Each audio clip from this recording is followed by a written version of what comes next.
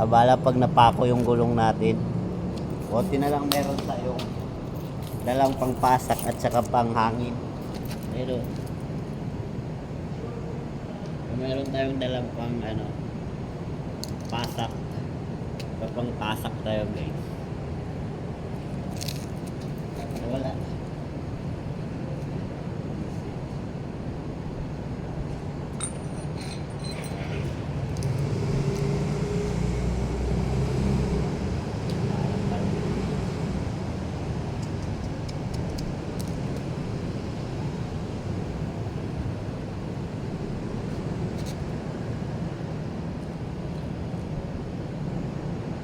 Pako yung gulong natin, guys. Ayan. Buti na lang meron tayong pangpasak.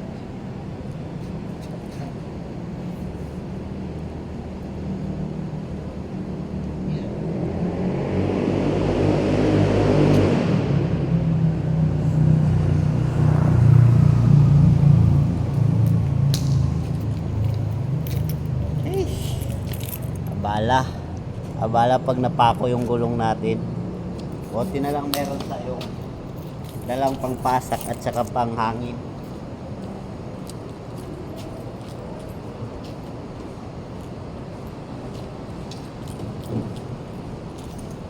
So ito yung panghangin natin, guys.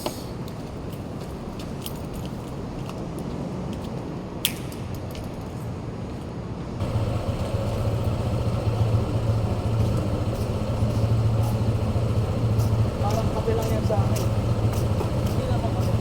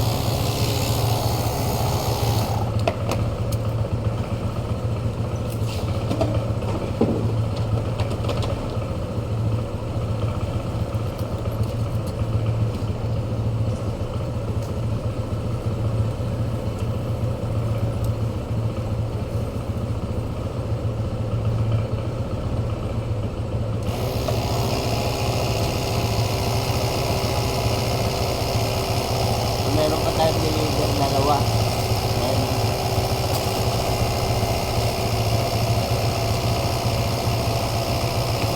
Dahil na-flat yung gulong natin. Dahil tingnan natin.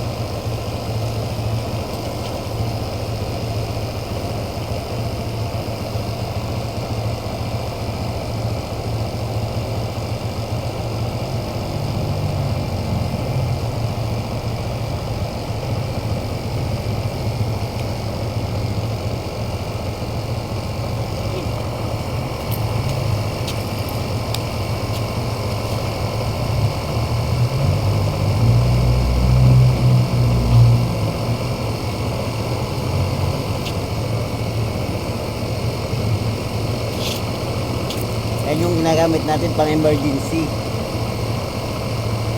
Meron tayo pang hangin at saka pang pasak.